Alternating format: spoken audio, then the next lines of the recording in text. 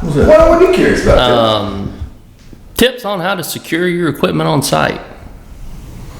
You have challenges with... Now, when you say secure, what do you mean by secure? Thievery. Theft, yeah. Yeah.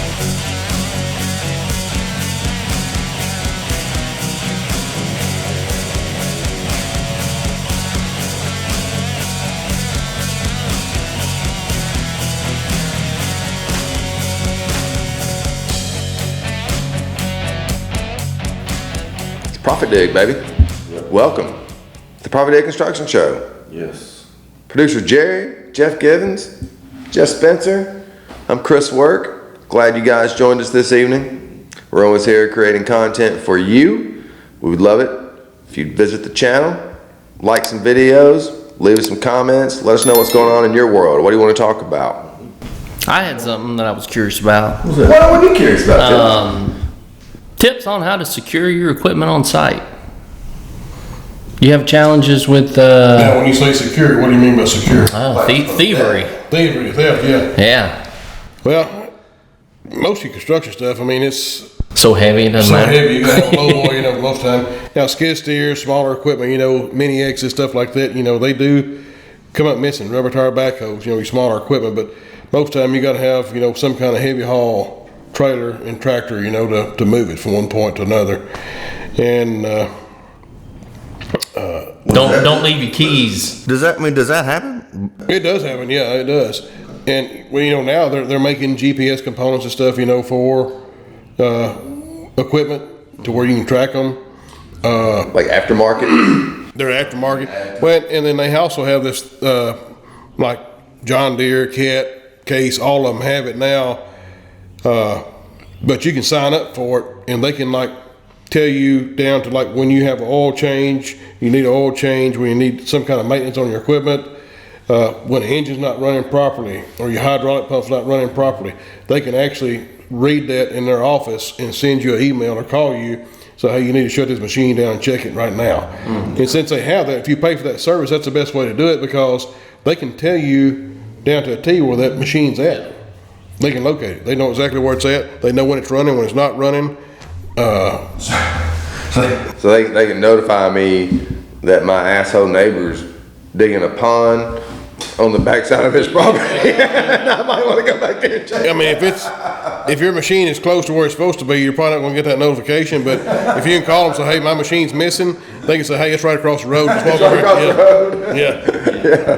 And the hydraulic pump's not working. Yeah. That should be the first question. Did you check your neighbor's house? Yeah.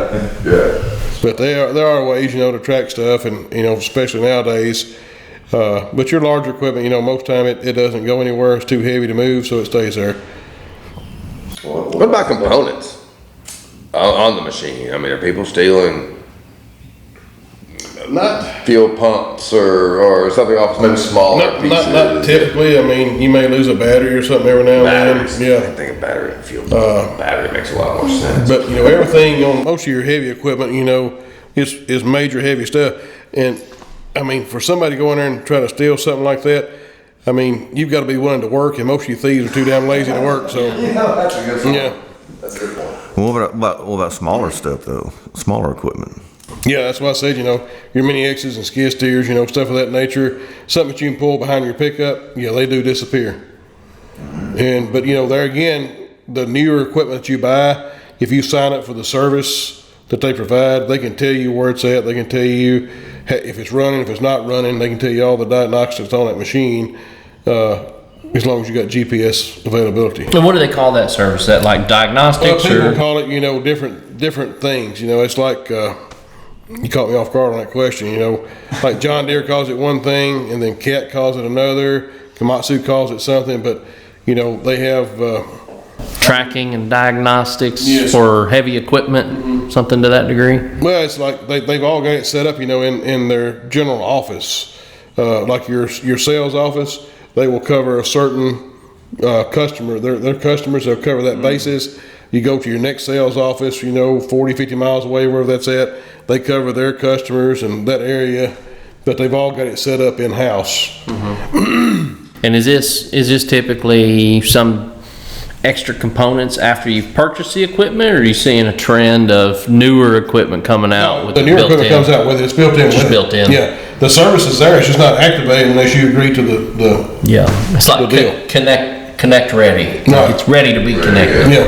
Kind of like, like Sirius Radio and stuff like that, Yeah. the service is there, but until you pay that monthly bill, you don't have access to it. Right.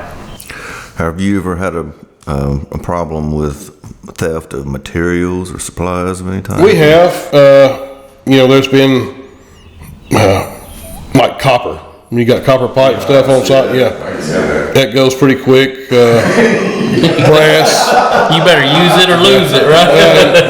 And a few years ago, whenever the economy crashed first time, back in 08, 9, 10, 11, you run a copper water service or something, across the drive or across the road. You stub the ends up, to where you can do your testing and flushing. And, you come in the next morning, they've all been cut off flush with the ground. Yeah. Yeah. Somebody run away with a pipe. Like I said, thieves are lazy. So, they're too lazy to dig it up and do anything. So they get right there at the top of the ground, cut it off. Yeah, that's the low hanging fruit. Yeah, right. But yeah, there are some issues on that, but over time you learn pretty quick. That stuff's expensive, so we generally keep it at our office until time to use it, or we have a storage trailer on site and keep it on lock and key. That's why you should put work boots over the ends.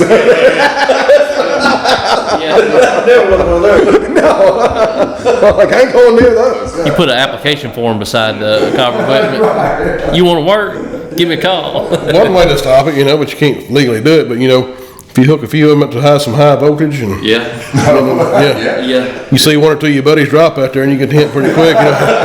Now, is that a nationwide rule? You can't booby trap equipment, or is that dependent on the state? I don't know. I know.